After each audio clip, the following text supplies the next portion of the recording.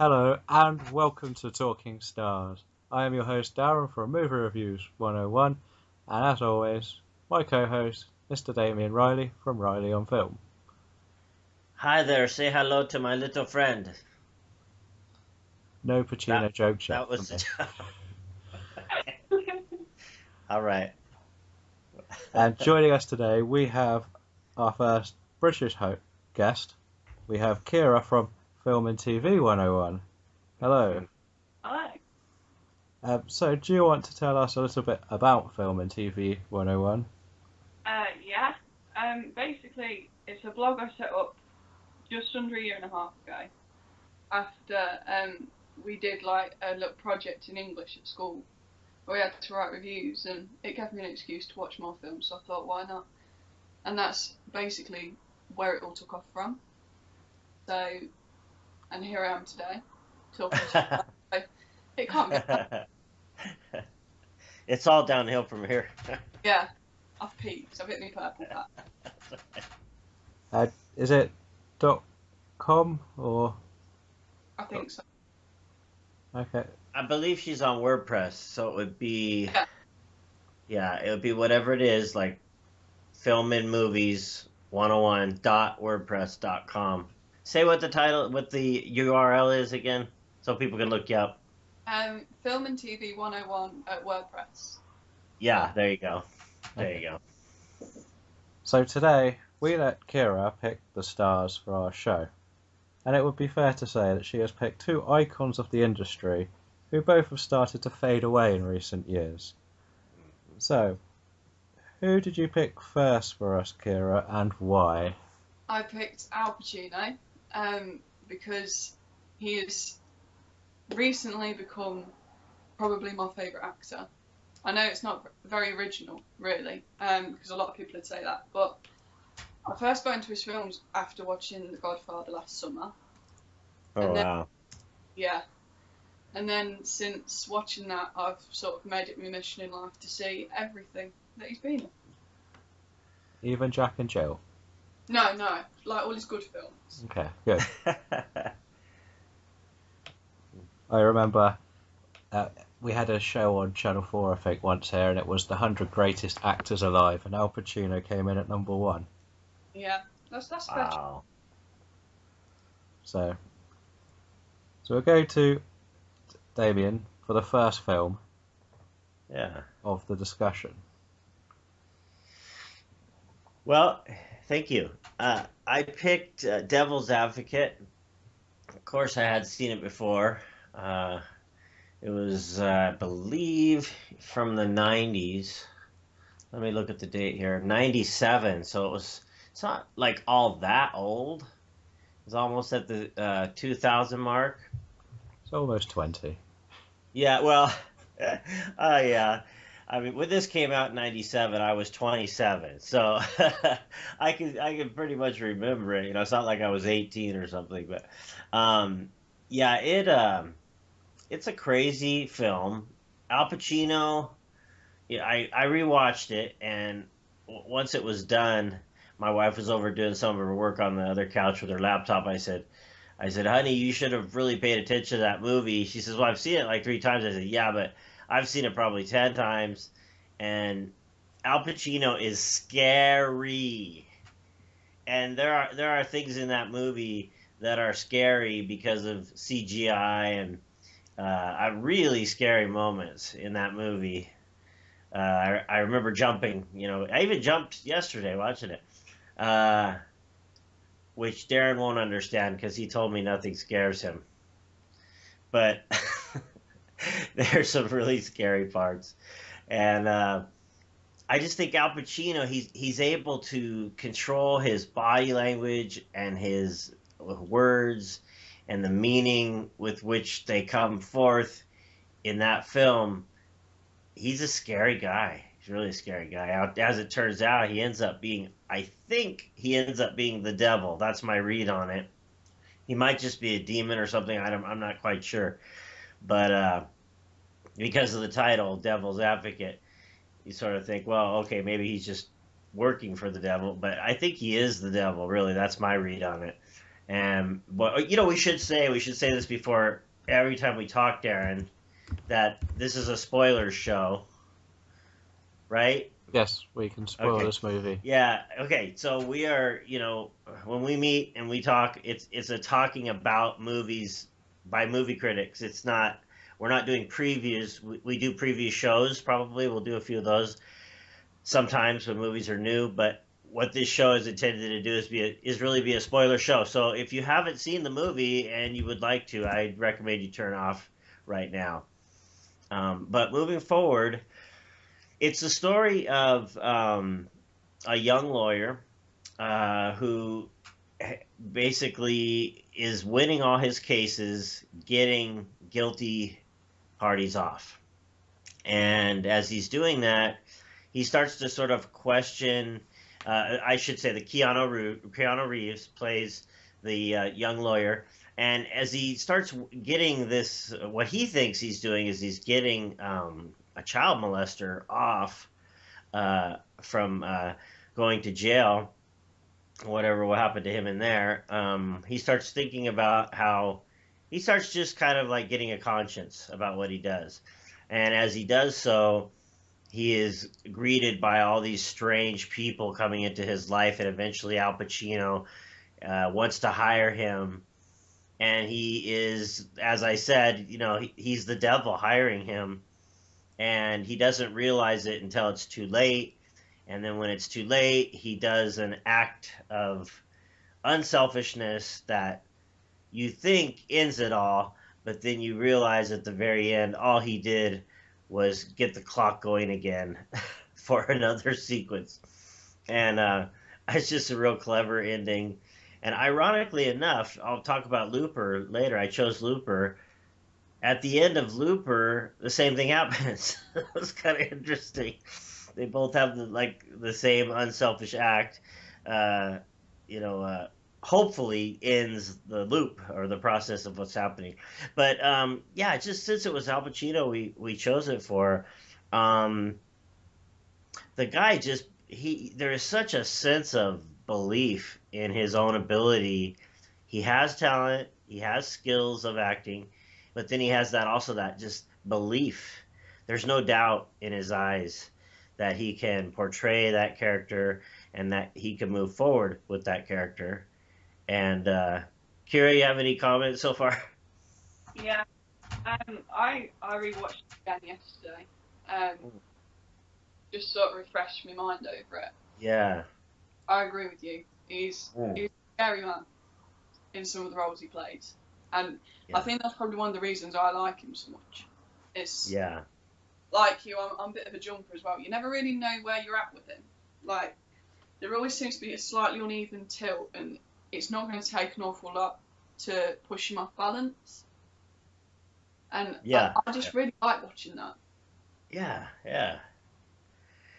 he just he walks across the screen with such knowledge of what he's gonna do, what's coming next. He must really study and internalize his scripts because he just has such a belief in himself, and it's kind of infectious. I mean, you walk away from an Al Pacino movie, he's like, hey, shoot him up, you're all excited about living, because to me that's what good acting is when you can get something from the character. It can be cathartic for you to watch that character. So, Darren, did you want to move on to yours, or do you want to give Kira her chance? We can move on to Kira's choice. Alrighty. So, I chose Scent of Woman as my film. There were so many films I could have chosen for different reasons. I thought, obviously there's The Godfather, but everybody would choose The Godfather, so I thought, let's not go with that. We'll go for something slightly more different. And Scent of a Woman was, I think, the film of his that I watched after I'd seen The Godfather, when I'd set about my little mission to watch everything he'd ever been in. And he really made an impression on me with his performance in that. And I think a lot of it comes from the end speech that he makes. It's been a while since I've watched the film. I say it's probably been a couple of months. I think there was a point where I knew that whole 5-minute end speech off by heart, which is quite sad. But Wow. yeah. No, it's great that it had that much of an impact on you. I can memorize parts of A River Runs Through It with Brad Pitt, so I Yeah. know exactly what you mean. Yeah, and I loved it. I remember being sat at home watching it for the first time, and he was just getting into the flow of things. He was like showing up this principal of the school, and he's just giving it to him. He didn't care. He wasn't held back by anything. He was fed up with the way that, you know, people were treated because of where they'd come from, and the fact that this kid who'd been everything he'd never really been was getting punished for doing the right thing.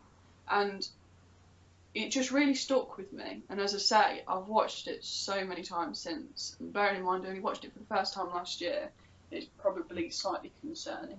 But yeah, I took so much away from that one. Like, so many of the lines that he said, I've said to people.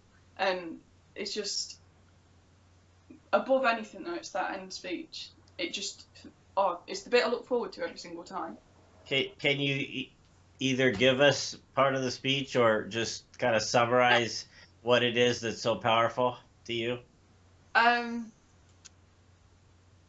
don't know if I can say the bit that I want to say. No problem, yeah. How about the impact? The impact it has, like, I mean, there's a reason you memorized it. What is the impact? Yeah, it's the power he gives it, and again, that whole thing about him being quite a scary, powerful man, and it's just, Yes.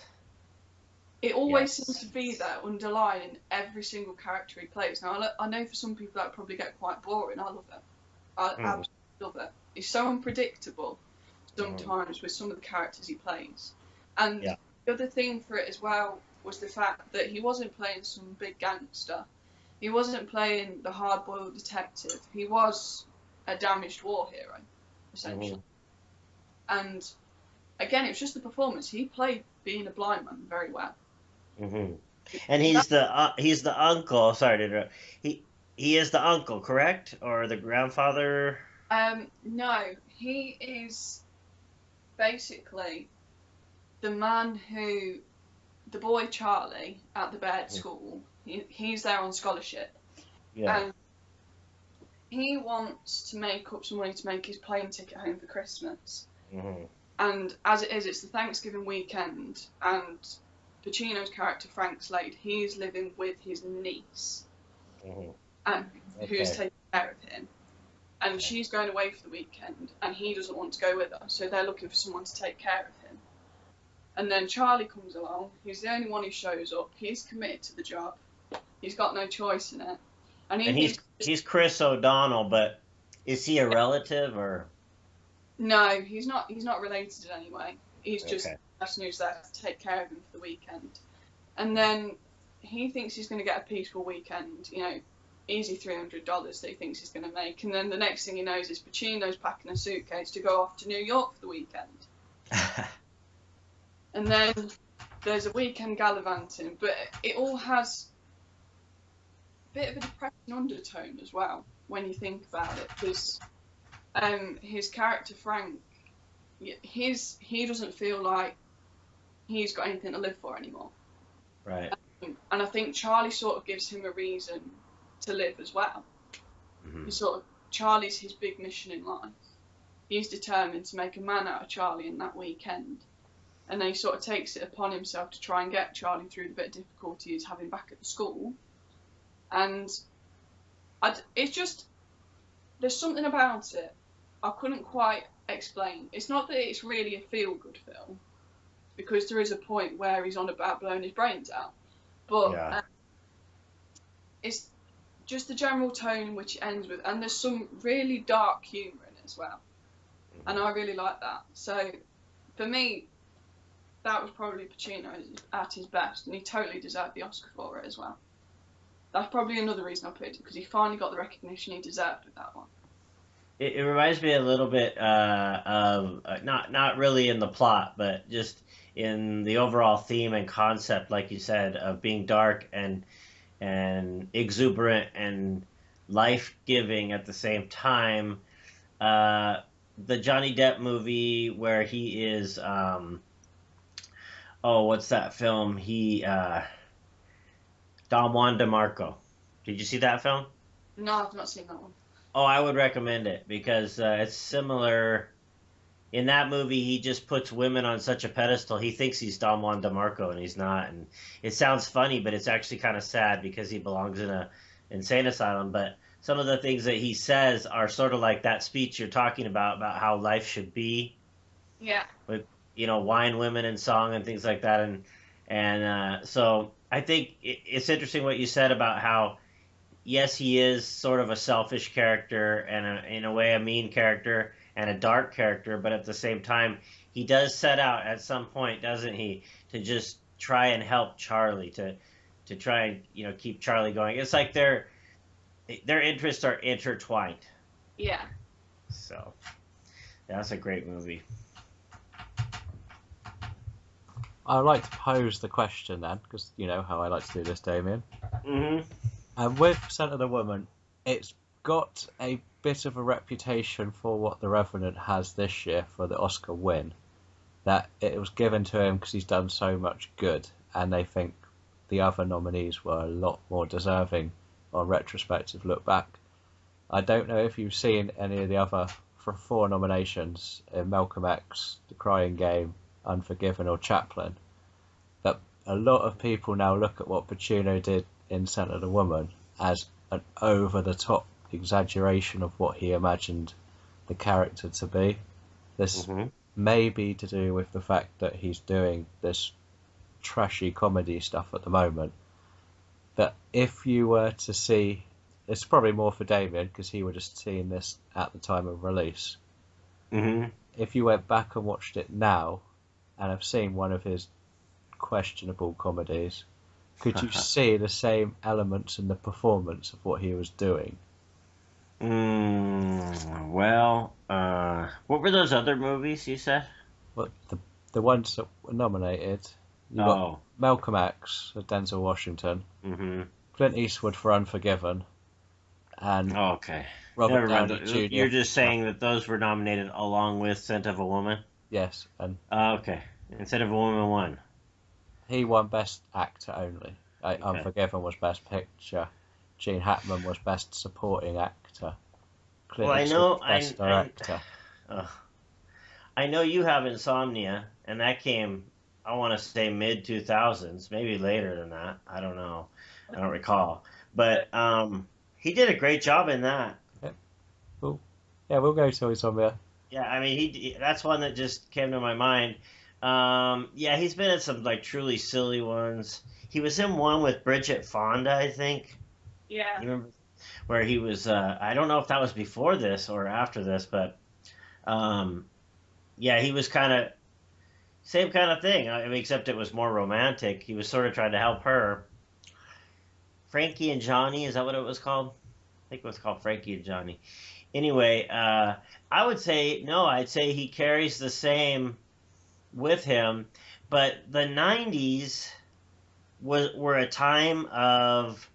It's funny you picked Bruce Willis too, because I know he was late 80s and 90s, and also early 80s, I think, with Moonlighting, his show, and Die Hard and all that coming out. But within that time of the 80s and the 90s, it was a time of like real exuberance in characters, and they would throw it right out there, and you know, Batman was coming out, movies like that. I mean, this wasn't a superhero movie, but I think it was more acceptable to just have a character that was just over the top, crazy and funny and scary and all that. So I think it's more the decade really that defined the way he acted in this movie than his own personal ability. Because he's continuing to make movies that I'm enjoying. I don't know. Does that come anywhere near? Did I avoid the question? Well, we all know that the 90s is quite often discussed back now, saying how did that win the Oscar? You can look at other films like Shakespeare in Love over Saving Private Ryan. Yeah. Even Titanic over what came out that year, because what it basically is a bland love story. And Forrest Gump gets a lot of criticism because of what that had. And Scent of the Woman is always one that gets mentioned because of his performance compared to the others. It's not going to, like, when you watch it first few times, you're like, wow, wow. Yeah. But some people now just think that was just over the top. It's like, then you have like Malcolm X, which is meant to be so intense. I love over the top. Sometimes it's a little much, but I think in this one, I remember when this movie came out. Now, if you look at the title, "Scent of a Woman," that could be like taken a couple different ways. That could be taken in a very complimentary way, or it could be taken like, I can smell her. Here she is again. So, I mean, you could take that different ways. But I remember when it came out. I mean, this is like getting kind of personal, but my mom was like, I love Al Pacino, whereas she didn't really like him, before that. She wasn't a Godfather fan or anything, but she really liked the movie because she felt like, hey, we just saw a movie that sort of puts women on a pedestal in a way. But I can also see how somebody might look at that movie and say the opposite. So I think it just depends on your attitude toward the character and your attitude toward his performance. But as far as I'm concerned, that's the kind of movie. If you're depressed or you're sad, let's say you find out you have 4 months to live, this would probably be the good movie to watch. That speech at the end will give you the kick up the bum that you need as well. Yes.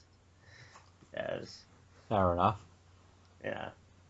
Well, from one great speech from Pacino till we go to another great speech from his co-star in Insomnia, from what he used to tell a young Matt Damon in Good Will Hunting. Yeah. Mm-hmm. We are picking arguably Christopher Nolan's most underrated movie, where we have a LA detective who has to go to Alaska to solve a murder and accidentally kills his partner and has to deal with the slow burning consequences of knowing that he is just as guilty of committing a crime as the killer himself, without being able to sleep due to the weird weather conditions in America. No problems like that in England. And also one that always gets overlooked when the remake discussion gets brought up, because this is a remake. Yeah. Is that right? Yep, it's a Swedish movie with, funny enough, another star from Good Will Hunting, Stellan Skarsgård, I believe playing the Pacino role, but I haven't actually seen the original. And with 3 Oscar winners in this film, you just can't really go wrong. And it could be argued this is Pacino's last great blockbuster-style performance. Because all his recent good performances have been kind of indie movies, like Danny Collins, Manglehorn, and the ones that get to the cinema aren't as popular, like The Righteous Kill and Jack and Jill, and the Guilty Pleasure of Stand-Up Guys, which is quite fun. I quite enjoyed that one. That did make me laugh. That was nearly a pick of mine for some reason. Just it made me laugh more than it probably should have. Yeah. Because they almost parodied themselves. Have you ever noticed when you look up, sorry to interrupt, this is just some stupid thing, but I'm looking up Insomnia right now to try and find some info on it, and I've got like 3 pages on Google of the sleep disorder. I can't find the movie. Yeah, it's a hard one to find. I know when I wanted to see it after my little obsession started, I remember it had been shown quite a bit on TV, obviously after Robin Williams passed on, and then it just disappeared and it never got shown on TV. And then I found it in a DVD shop and I was like running in there and I was prepared to take out anybody who got it before me. Then I got home and then a few weeks after it started getting a run on Sky Movies. I was not happy. Always happens. That is so funny. Yeah, you find the last DVD in the back and it's just full of dust, and you pick it up and you're just looking around saying, "Don't even think about taking this video from me." That's funny. Okay, go back, Darren. I'm sorry. But having these 2 heavyweights going head to head, which is another debate on who is the better all-round actor. But seeing both of these, Robin Williams going in a direction we hadn't really seen before. And surprisingly, we saw twice in this year. With 1 Hour Photo, which is even better performance. Yeah, it was a better performance. I didn't think it was the better film though. Yeah, it's no one really realised it was him. Yeah. Yeah. He even cried when he heard someone say that, apparently. But Yeah. we can always look at the negatives on this film, though, and that is the fact that Ellie, Hilary Swank's character, I always feel is just there. She's not very strong, which they Yeah. probably should have made her a lot stronger, having such an established actress in the role. As in the end, it pretty much is a great cat and mouse chase with that log scene between Pacino and Williams. You wouldn't imagine those two having a foot race at the age they were in when this was made. Yeah. And then that you just don't know which way this is going to go, because we both know they're guilty, we both know they've done it, and they both play off quite well that they didn't mean to do it. Yeah. And then we see the final revelation that he kind of knew what he did, and that he has to face the reality of his previous deliberate crime as well in Pacino back in LA. We get to see a man who knew he did the right thing, but he had to do it the wrong way. And he gets a second chance to do that again with his final showdown with Williams' character.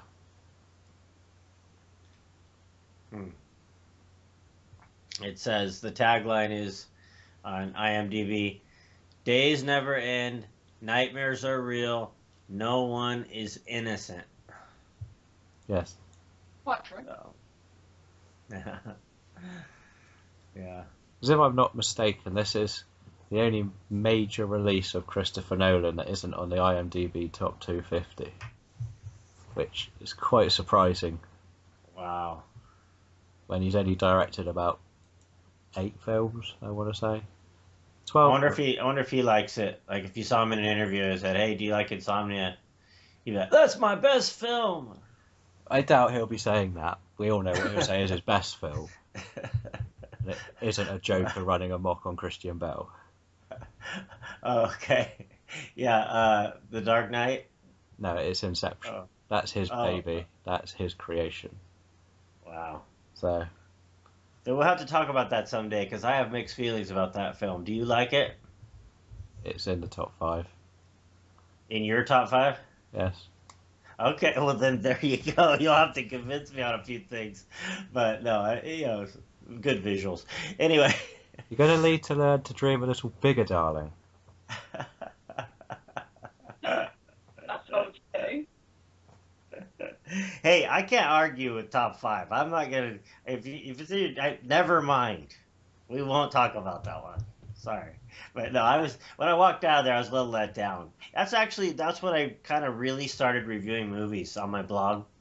Yeah. Inception was one of the first ones I did, and maybe I was expecting something different. I have to go back and read what I wrote, but I do remember feeling a little bit let down by that film. It's just so hard to keep track of the different levels of dreams and things like that, and it confused me. A movie that I think is similar to it was The Adjustment Bureau, that came out, I think, about the same time. And like that one I just loved because I totally got what was happening. But anyway, that's why I need your details, Darren, so you'll have to convince me sometime. Okay. Future All shows, right. Christopher Nolan. Yeah. There you go, Christopher Nolan. So, are you wrapping? You want me to go on? Insomnia's done. Okay, all right. Insomnia's done. So let me talk just a little about Looper. Wait. Yeah, go ahead. We got to go to the second star first. With the Okay. intro. We finished the Pacino now, so now we're going to move on to the second star, which has been mentioned a few times. So, Kira, why did you pick Mr. Bruce Willis? Well, that was sort of like the first sort of grown-up film. That you've got to be careful saying that on your grown-up film. My goodness me, adult movie. Gosh. It was the first proper grown-up film I ever seen. I remember watching 4.0 on the telly one night when there was nothing else on, and my mum and dad both said to me, when the original one comes on, record it and record all the sequels and just watch them because they're worthwhile watching. And then they were like, watch Lethal Weapon as well. But anyway, it was Die Hard that I got to see first. And it's probably fair to say that if I hadn't have seen that, I probably wouldn't really have taken that much of an interest in film. Like, I hold Bruce Willis responsible for that. Nice. So, if it wasn't, that's why I regard him as one of my favourite actors as well.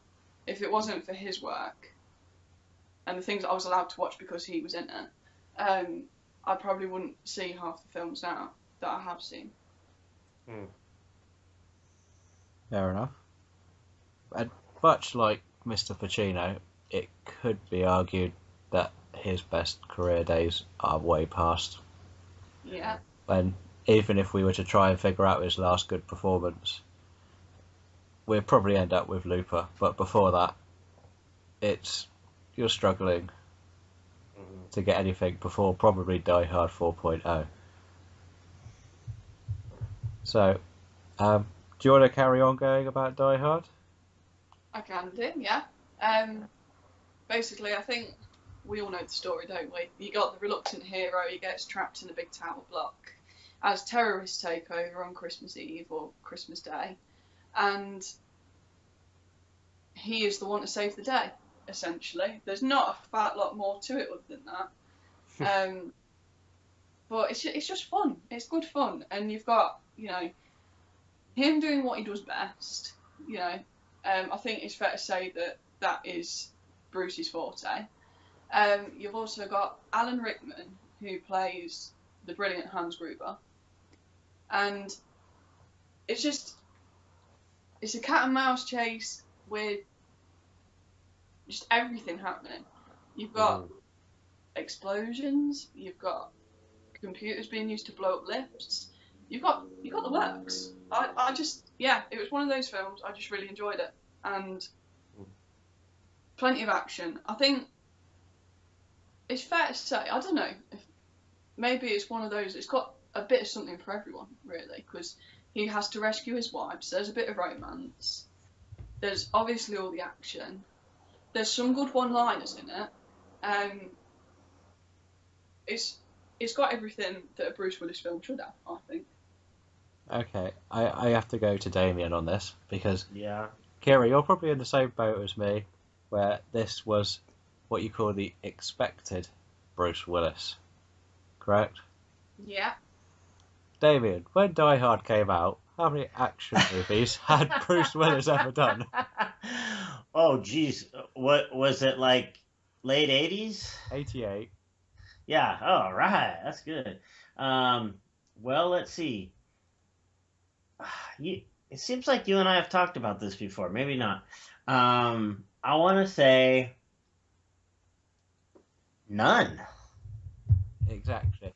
Yeah, none. The thing we have to take from this Die Hard performance is the fact that when people look at an actor, like the perfect example from probably our generation would be to look at the TV show Bones. Don't know if either of you seen that. What did you say, sorry? The TV show Bones. Yeah. Right, you know the David Boreanaz character? Yeah. That's pretty much all what Bruce Willis ever was considered before Die Hard. So if you think about where this performance, this is a career-changing performance. This one could have been an absolute stinker as well, because if this hadn't worked, he wouldn't have been the action star we all got to know through the 90s. No, and actually flicking back to the last actor, Pacino, if it hadn't have been for him either, Bruce Willis wouldn't have been John McClane. No? Because apparently that part was written with Pacino in mind, and he turned it down, and I think it's fair to say that through that, Bruce Willis' career was made out of that, wasn't it, really? Yes. Whether or not we'd have got the endless sequels that just seem to go on and on and on and on, that remains quite a big question, because I don't think Pacino would be running around now at the age of 76, chasing terrorists out of skyscrapers. But they sort of link in a way together through that as well. Yes, there's a ridiculously long list of people they wanted to be John McClane. You had like Schwarzenegger, who was the it star at the time. Yeah. Apparently, Frank Sinatra got offered the role legally. That's ridiculous, but you think how old he would have been. Yeah. And like Stallone. And when you think that if you were to sell this movie and it was your first movie, you get an actor who's never done an action movie. You get a theatrical, no, someone from the theatre in Alan Rickman who has never done a movie, and they give arguably the best hero and the best villain performance in an action movie that we ever had. And to achieve that from almost nothing is the achievement of this movie. Yeah. I think that's where a lot of the success was done before it even like really become what it is today as well. If you think you could make that out of virtually nothing, like you say, and it becomes quite a hit, it's already a success there, and then whatever else comes afterwards is just a bit of a bonus, really. Yes, and as we know from modern cinema, every time somebody gets cast in a role and they don't like it, everybody cries on the internet, and then they watch the film and love it. Yeah. Batman versus Superman. I was thinking of that. Or even Heath Ledger as the Joker. What about Independence Day Resurgence? We Will don't they want like to that? talk about that anymore. You know, in a way, I think Independence Day, the first one, is a very similar late '80s, early '90s movie. To what are we just talking about? Bruce Willis, as an action hero. I mean, I think all that came at the same time. Die Hard. There it is. Because, it was like, it's just the time for that. They were doing all that. But I get the impression, Darren, that you're saying the sequels to Die Hard were equally good. I personally love 2, 3, and 4. I will not talk about 5. The less said about that one, the better. They all work really well in their own way. Like 2 is just as good. That gets hated. 3 tackles the racism argument. 3 is like that's like it. That's my favorite. If I could just throw something in here, because I am 47. I can't believe I'm that old, but that's how old I am. And when I was a kid in high school, there was a show on TV that really introduced this man into all of our homes, and it was called Moonlighting. And Bruce Willis was with Sybil Shepherd, who I don't know where she is now or what she's doing, but oh my gosh, she was hot. We all saw her on the television with him, and they were joking around, and she was kicking off her high heels, and they were drinking wine, and they were, they would moonlight as a private detective agency, their own personal business that they had started. And there's some great shows, but they were kind of sort of like the Hallmark Channel equivalent of that, sort of like, La La La, love romance novel type sitcom. But everybody was struck by their chemistry. He had a lot of chemistry in that. And so now what Darren's telling me is that started in 85. So now Darren's saying that 3 years later, he did Die Hard. So that definitely was a career-defining move, and it could have gone bad, but it didn't. And then he never really went back to that style of acting that he started with until, some of the later Disney stuff like The Kid and, some of the more, I guess he's done some dramatic stuff, but I just want to throw that in there because that's something is so clear in my mind that you guys obviously weren't around for, but everybody knew Bruce Willis as this funny, romantic, handsome, silly kind of guy. Yes, like we see this show. The thing is, we see shows similar to this get released every year now, where they try to have a quirky will they won't they relationship, solving crime, and it gets plugged and just thrown down our throats now. The impact of moonlighting is such a genius thing at the time. Yeah. But the genre has almost just killed itself, like most of the TV genres now. Yeah, I agree. Because we've even seen, like, how many times have we seen somebody leave a TV show now to go and try and make it on their own in Hollywood and fail miserably? Mm-hmm. And you can look at a few of them, just like Lost. I know it's a different type of film. Matthew Fox, Josh Holloway, the two main attractions. What have they done? Killed at the beginning of Mission Impossible 4 or 5, and done an Alex Cross movie. So yeah, it's a tough crossover to go from that romantic comedy TV thing. And even if you look at other things such as Friends, like, they're not exactly setting the film industry alight from stepping away from TV. That's true. So what he did was an achievement in its own right. Yeah. So excellent. But I think it's time to do something that Bruce Willis would like to do. Okay. And time travel back to meet the army of the 12 Monkeys. Ah, yes. And What's the 12 Monkeys? To see why it's always a great risk to go and work on a Terry Gilliam movie. As we know, he has some of the quirkiest and wackiest movies out there that are actually all raved over. And 12 Monkeys takes time travel and the outbreak virus genre and has a fresh spin on it that hasn't ever really been copied since, where we see both sides. We've seen nothing happening and the full after effect, without it being like, we reckon they're going to release a virus and destroy the world. It's already happened. Nobody saw it coming. From rewatching this, no one saw it coming. And we see the after effects only. And we get completely misled. Everything adds up eventually in the end. And Brad Pitt breaks out in this movie as well. I thought he was brilliant. Yeah, Oscar nominated for its performance. But before this, he had only ever been like the heartthrob. This showed that he actually could act, which was such an important thing when you're up against John McClane. Pretty much, you just have to prove that you've got your own style of wackiness to work. Yeah. And it's actually only the first of the 3 films he's met his younger self. Yeah.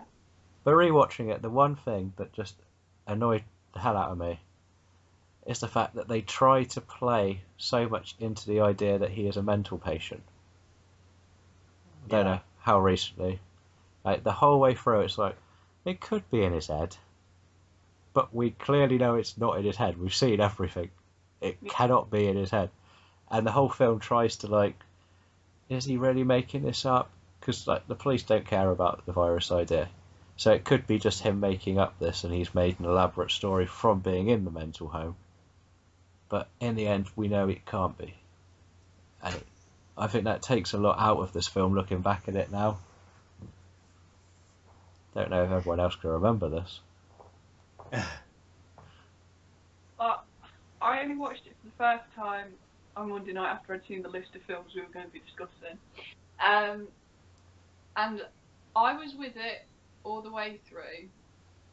I thought the doctor, she wound me up a little bit. She was a bit whingy.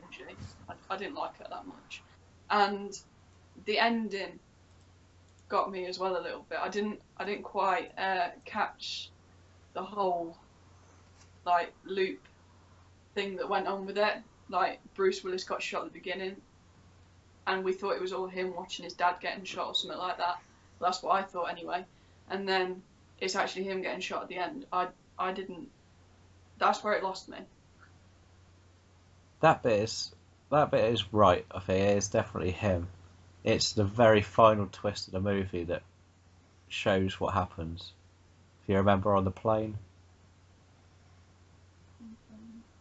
David Morse's character sat on the plane about to go on his travels. Yeah.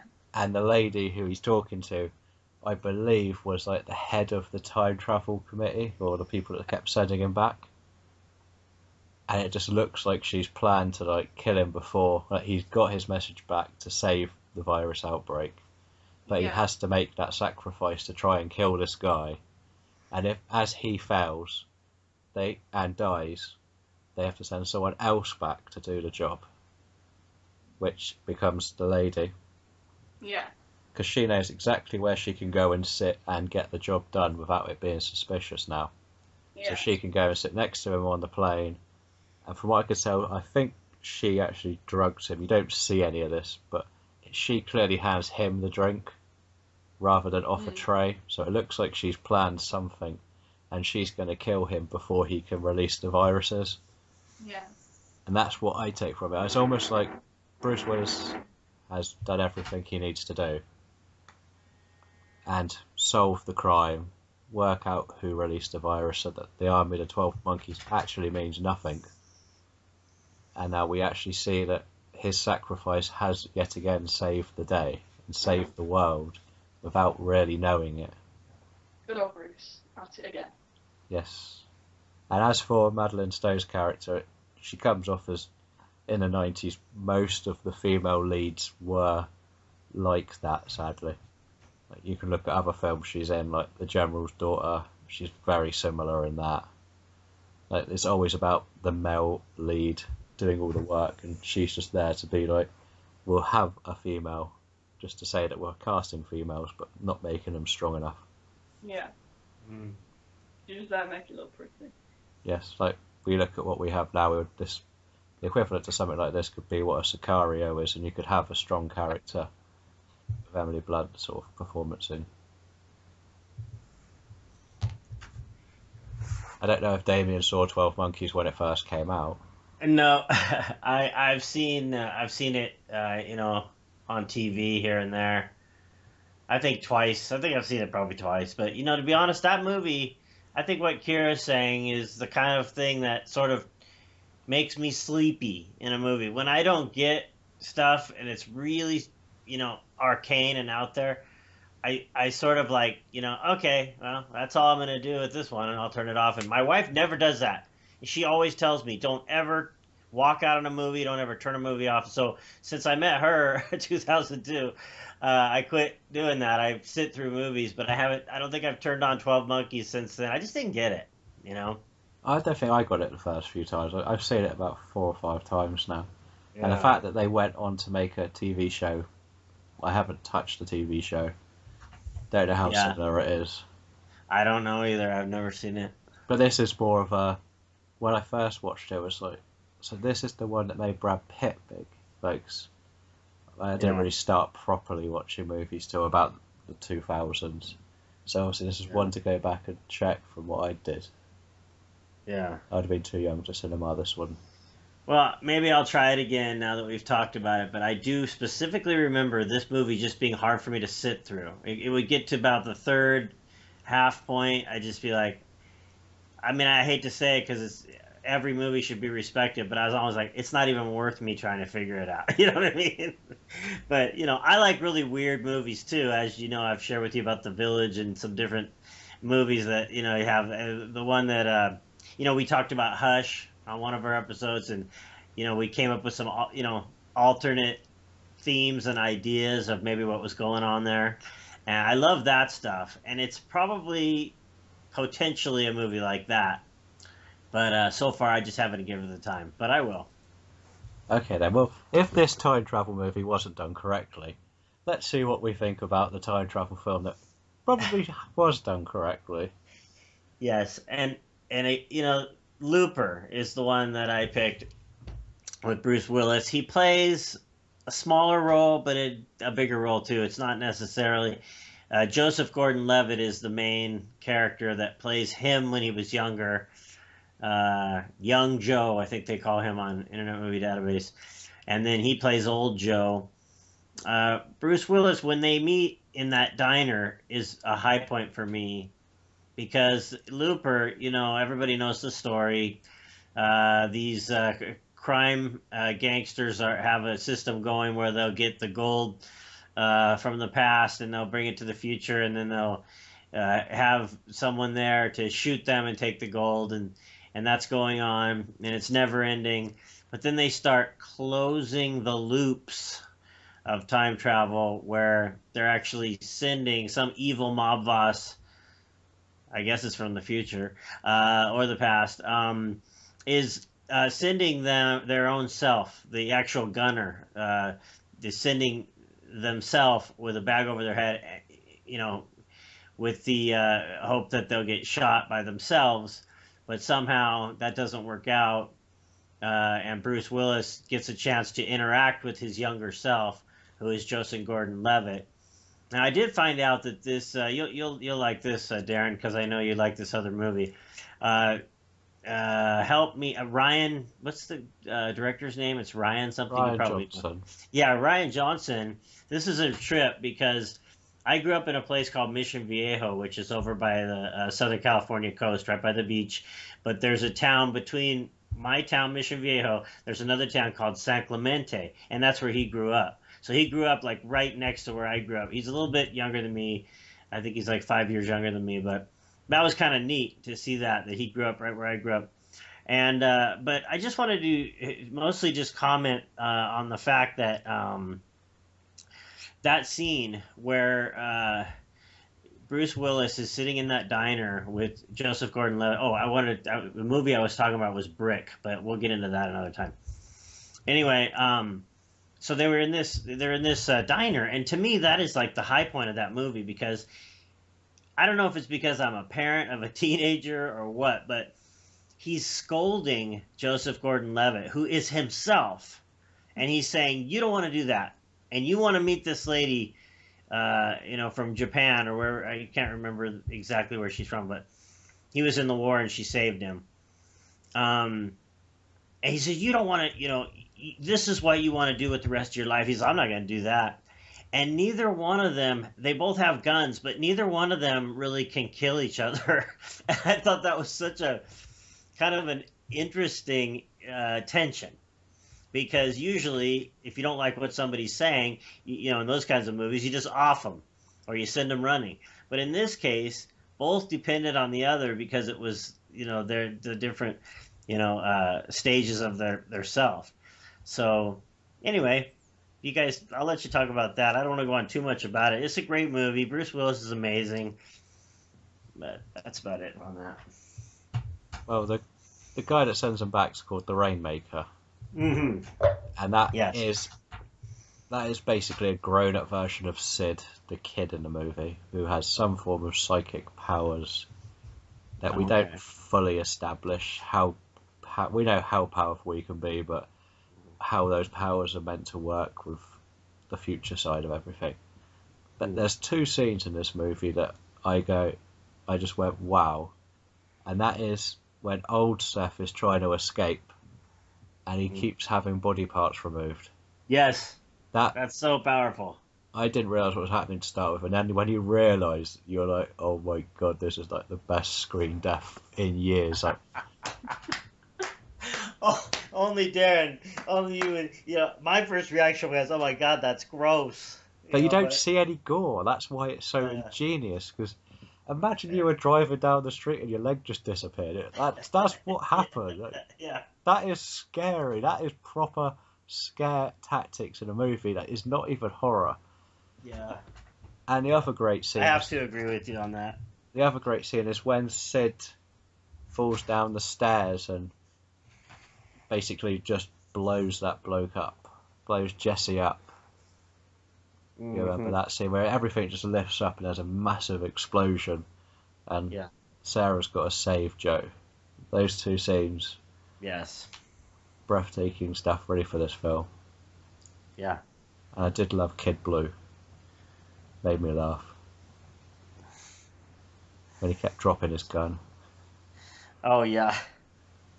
That was funny. A lot of tension there. The old gun in your face tension, but it was added because here he is showing he's not all that adept with his gun, So the story is he started trying to learn how to do the gun twiddling on his thumbs, and he dropped it once while they were doing a take, and they laughed so much they decided to keep it in. And apparently he spent days and weeks and months learning how to do this, and they ended up doing that. But I thought Jeff Daniels was really miscast in that movie.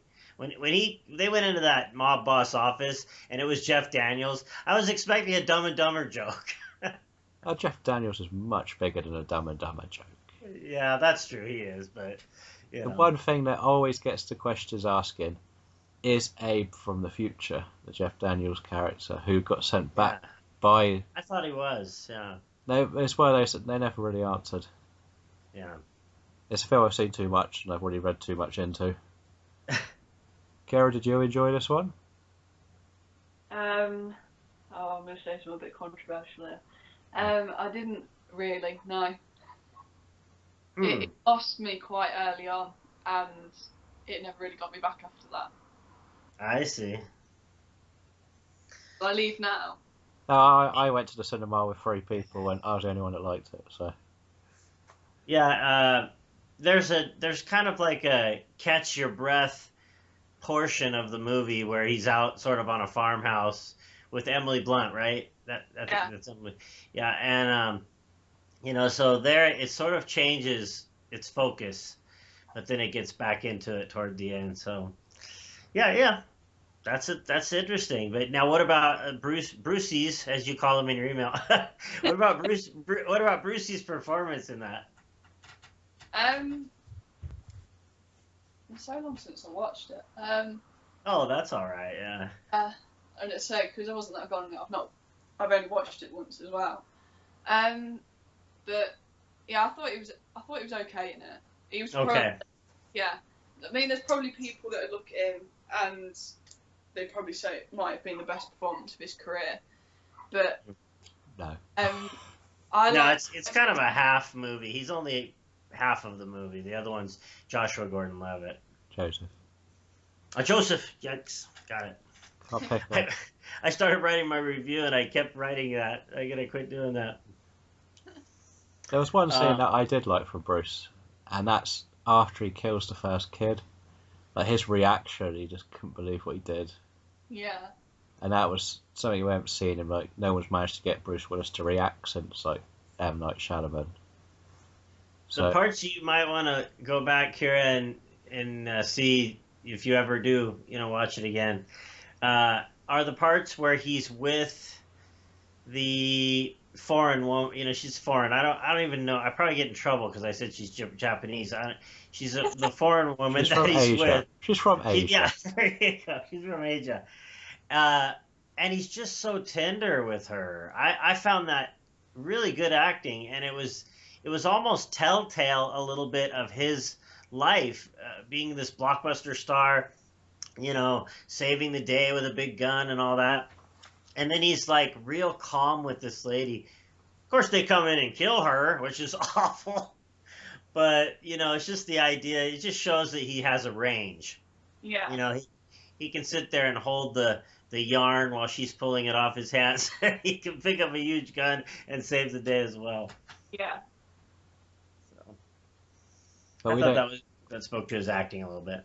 We don't get as much of the future self. I think that's one of the things that really put a lot of people off. It got confusing where we saw Joe close his loop by killing himself like he's meant to, and then we see his life until he gets captured and then gets sent back and doesn't have his loop closed. Yeah. That's the paradox in this one where, so if his loop had closed, he couldn't have shot the Rainmaker in the face or the Rainmaker's mum to make the whole story happen because he would have been dead in the first place. And that's where you start confusing yourself with this one, because it's actually kind of ingenious though the way he came up with that, because we look at time travel but we don't ever really think about this loop idea. Did you ever exist? Anything that you ever polluted or touched just change, and that was very interesting to think about. Yeah. You just don't really understand how the Rainmaker became the Rainmaker. No. Because he was living on a farm with nobody involving his life. Mm-hmm. That's pretty much what I got from it. Well, it has like the special effects moments because the future Star Wars director here is one of my favourite in Hollywood. Hmm. I love all three of his films for different reasons, and I know you hate the first one, Which one is it? Brick. I never said I hated it. I said I started it, but I never. But I If you want don't to see. finish a film, you I'm gonna don't watch like. it today. No, hey, there's lots of things that happen. Sometimes there's some you gotta take a kid to the doctor. There's different things. But no, I am really. I want to watch Brick. In fact, I looked it up. We have it here, so I'm gonna watch it. If not today, I'm gonna watch it soon. That's on my list. I can't remember what put me off. I will certainly tell you It's a when I remember. generation gap though in Brick. Maybe. Like, you have to be young to really appreciate why it's good, and then the older you Ah, get, you you can think still look back. Like everyone I've suggested it to, everyone who's my age or younger likes it, everyone older hates it. Like, so Yeah, I think I remember a little of that drug dealing and stuff right away. I don't know. you don't really see I'll look at drugs. it. That's the good thing. Okay, I don't mind that. Anyhow, Kira, are you there? I am here. We're used to doing, we do probably, I'd say, 60% of these so far we do with just me and me and Darren. So I was like, oh shoot, Kira's here. Sorry, Kira. Fight out amongst yourselves there. It's fine. I noticed on your blog you had I think it was a post out, and I'm sorry I didn't write anything on it, but it was something about thinking about the future. Did you get any feedback on that? No, I didn't. Oh yeah, it's funny. It's like I'll write this amazing post, and then in my mind, and then I'll say, okay, please give me a response, and that one won't get anything, and then I'll just retweet something Darren wrote, and I get like 100 comments. Yeah, but yeah. So how is your blog going? You want to talk about your blog a little bit as we go out? Yeah. Okay. I think it's going all right. I mean, Yeah. I've not really changed what I do massively since I started doing it. I mean, Yeah. the first three that went up, they were just things I handed in for schoolwork. So, and they I received there, so I thought, stick to what you know. Then, do you know what I mean? I do know what you mean. Yeah. Yeah. Let's not overreach ourselves. So from there, it's just finding different films to watch. I mean, since I've done it, I have looked at a wider variety of films. I mean, I watched my first foreign film. Oh wow. Which one did you go for? I watched The Sea Inside with Javier Bardem. I have not seen that one yet. Oh, I heard of that. I'm gonna watch that. Do you recommend it? I would, yeah. Oh, okay. I really enjoy it because I love Javier Bardem as well. He's another one of my favourites. I have quite a lot of favourites. Wow, that's great. He's another one because I watched No Country for Old Men. Oh yeah. And I was blown away by that. And there was also the whole thing with it. I jumped at it quite severely at one point, and I threw my drink all over my mum.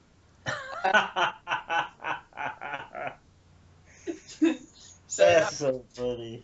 It's always stuck in people's minds since that, and I've watched quite a few others of his works, and then obviously with him being Spanish, he's been in Spanish films, and that one came on TV one day, and I watched it, and I was absolutely blown away by it. I thought it was brilliant. So yeah, I've watched a wider variety of films. Obviously, I've delved into some of the classics as well. And then basically, maybe you could come back on and we could talk about a foreign film each. Yeah, maybe we could. Yeah, I wouldn't mind it. I quite enjoyed this. Yeah. All right, great. So yeah, then what I was saying the other day was basically at the minute I'm looking at applying to universities. Oh, good. And I want to do a film studies course, but I have no background in media. All I've got going for me at the minute is, I watch films and I have a blog, but I have nothing else to put on there. And I was searching for work experience, and no places near where I live in Leicester will take on anybody under 18. I've tried video production companies, I've tried videographers, I've tried film festivals looking if they wanted volunteers, and all of them have turned me away. So the next big idea I had was well, try filmmaking or try doing a Yeah. vlog on YouTube or something like that. Mm-hmm. And I thought, well, I could link it in with my blog. Yeah. Something to talk about. So I just wanted to see what people thought, and obviously they were all very responsive. And so I attempted making my first video earlier on. It didn't go. Talking to myself while nobody else was in the house this afternoon. That was great success.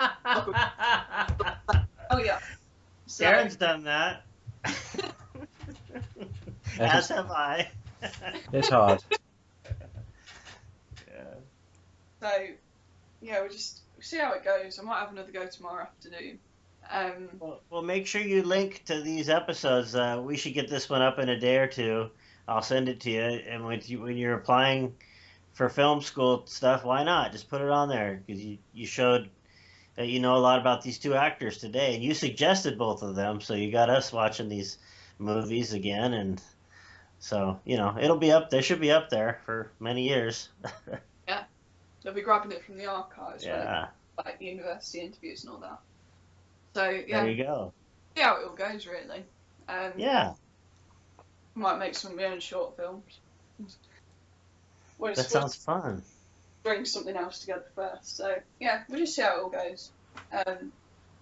As I say, I'm getting a bit desperate now for what I can do really, because nowhere will take me on. So Darren, could you share with her a little bit about your opinion battles? Because Yeah, something like that might help her, continue to put something on a regular basis on her blog too. well, Opinion Battles is a fortnightly contest, bit of fun really. I host where we pick a subject. The newest subject is going to be favourite. You have to pick favourite, not best. Pixar movie, yeah, and you basically write a paragraph why you think this is your favourite, and then we put it to a vote to everyone that reads. Everyone can reblog it, and the vote stays open for 5 weeks. And then there's a league table to see who was winning throughout the year. We've got the whole range of subjects. Next few months we have favourite Batman villain, time travel movie, zombie movie, and romantic comedy lined up. So They're all a bit fun, really. yeah, so Kira, you should come on board with that. Maybe we'll give you Darren's email. But maybe you could put something like that on yours as well. Like you could say, I've hosted the best action movies of this decade for just little things like that you're regular at. That's the stuff that maybe they want to see. I don't know, but we definitely want to see your short films. So when you get one done, let us know. yeah. Well, as I say, we're very, very early pre-production at the minute. Yeah. So yeah, but hopefully, I'm thinking, because we've got summer now, the summer holidays. I've got plenty of time to be getting on with things and getting ideas down and just having a plan. So all my stuff came in the post today, so it's great. Oh, that's awesome. Yeah, we've got everything to get going with. It's just That is great. Well, you're just beginning everything, so no hurry. Yeah. I know you guys don't have this film yet called Swiss Army Man. Stop ruining Swiss Army Man. I know. It's weird, but no, I was just going to tell her, because these guys that made it, their names are Daniel, both of them. There's 2 directors. They work together, and they call themselves the Daniels. And they made tons of short films, and they're all online. So I just searched for it, and I can't find it right now. But if you wanted to do a search for that, look for the Daniels directors, and they have like all these short films that they've made. And that's what they did when they were in film school, is they made short films, and some of them are really cool. Yeah. I say, well, I'm starting to look on YouTube just to get some ideas. Yeah. I had a bit of luck with one website it's fairly local to me, Midlands Movies, and they were looking for writers. So I said, if you'll take me, you can have me. So well, good, yeah. Yesterday was actually interviewing somebody myself, for a film that they're on about making. So We are getting somewhere. Good. Good. Well, we wish you all the best, and Yes, we do. if you end up making a film, Yeah. we're going to have you back on to talk about said film. Or you can have me, that's fine. That'd be Yeah. great. You did a great job. Thank you so much for being here. That's fine. I'll happily come back as well. Awesome. Awesome. Do you have Twitter at all? You want to shout out any Twitter? No, sorry. Okay. But, Well, thank you for joining us you're very welcome. in our Brucey bonus round. Yeah. Damien will never understand that, so I'm going to leave him wondering. What is that? What the joke was? Yes, Okay. All right. you have to I'm waiting YouTube for it. I'm waiting for it. Brucey bonus round. Okay, I'll look it up. And as we say, we'll hope to have you back for another range of subjects, actors, films, etc, etc. We seem to like to cover everything here. And our thank Damien from RileyOnFilm.com Mhm. and Riley on Film on Twitter now, is it? Yeah. Just to confuse me some more, you changed it. Hopefully it'll be easier from now on. And you can find our show on TalkingStarsPodcast.com and on iTunes under Talking Stars Podcast. And we'll thank you all for listening. And we will say goodbye to Pacino and goodbye to Willis. And maybe we'll look at how their careers have sunk in future episodes.